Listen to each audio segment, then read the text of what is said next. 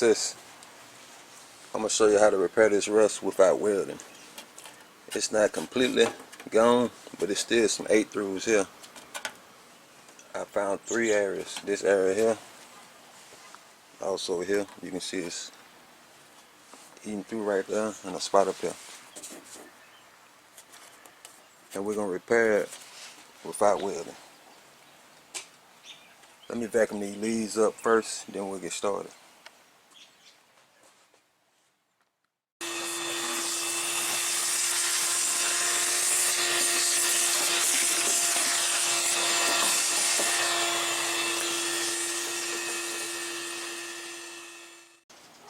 First you need to get yourself some wire wheels and wire brushes to clean up the metal. I got this set at Harbor Freight. I think it was about $10. I'm going to finish up using this one. It's about gone, but I'm going to use it on up. Also got some for my drill, but I like using a die grinder because it's a lot more powerful. Clean it up a lot faster. I'm just going to show you what you need to do with this drill, but I'm going to finish up with the die grinder. You just want to clean up the area that's rusted out.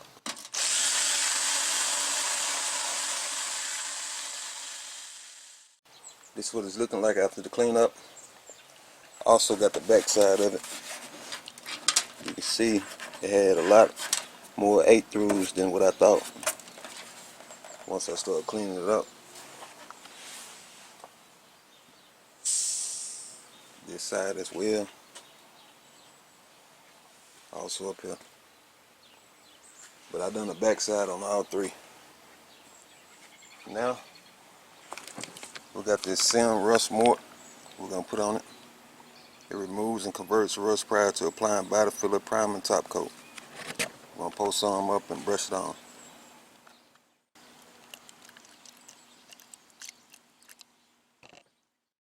This rust mort going to get down in all the pits, get where it needs to get.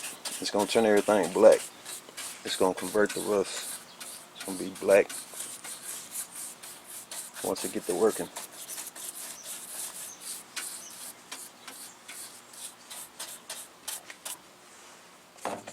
Let me do the back side also.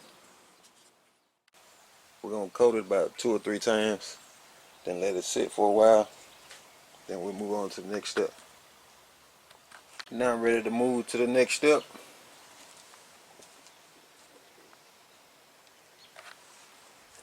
I got some masking tape here. I'm going to mask the back side just to close off these openings, these holes.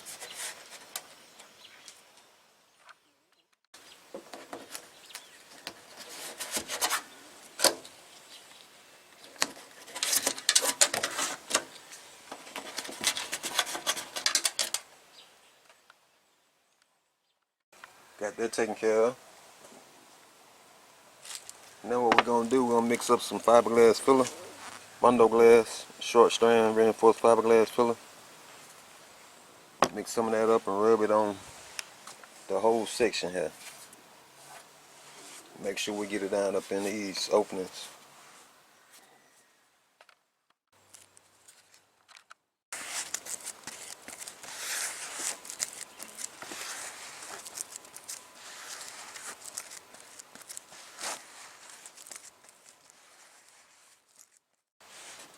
Since everything's dry now, we're going to take some 80 grit and start sanding it down, getting it smooth.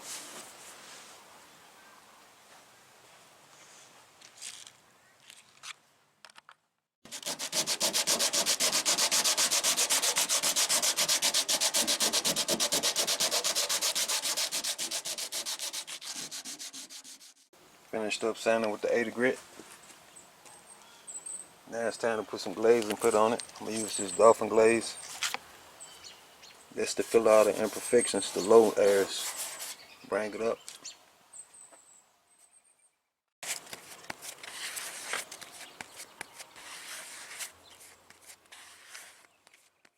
Once this here dry, I'll sand this down with 180.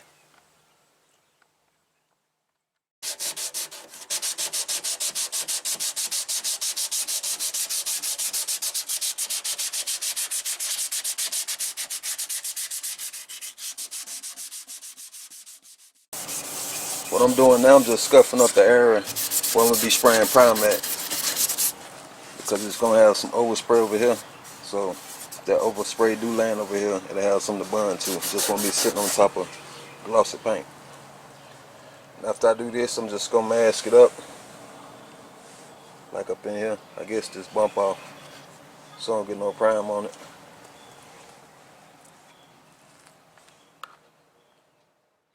Masking complete. I'll be spraying the epoxy first, then I'm coming back with a high bed primer on top of the epoxy.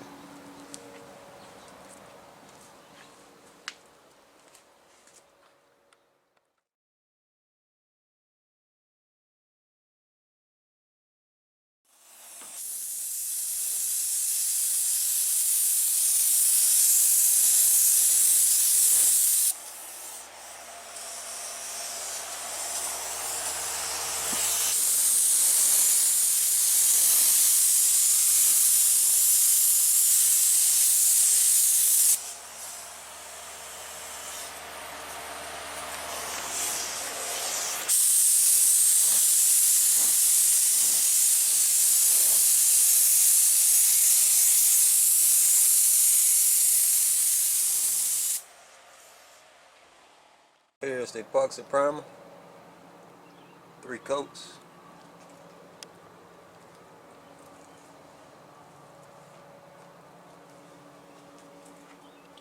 High bed primer next.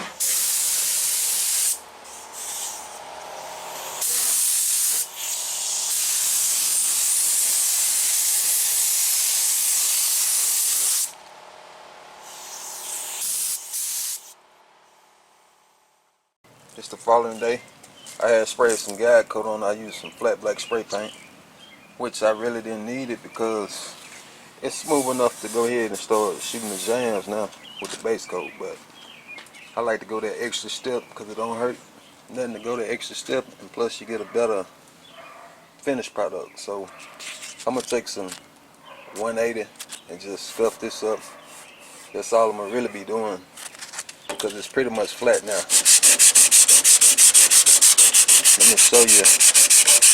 Once I get it like that, it's gonna be good to shoot my next round of primer, my final prime. So let me take care of that.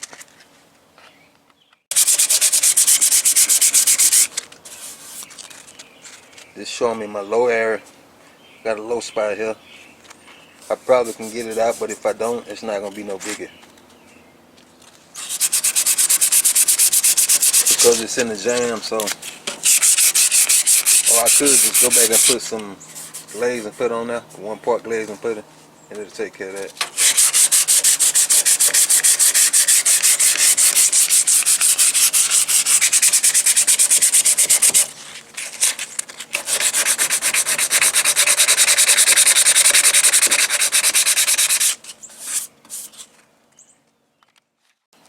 I done blowed it off. Now I'm just gonna wipe it down, get ready to shoot my primer.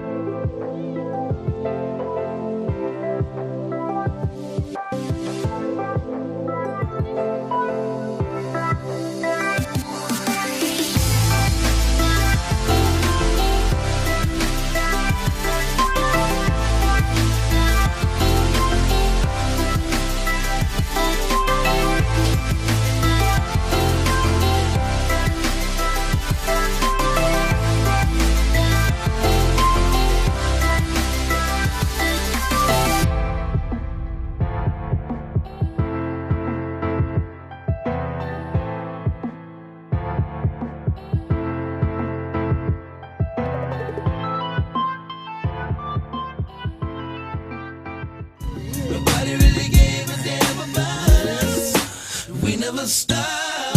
Right from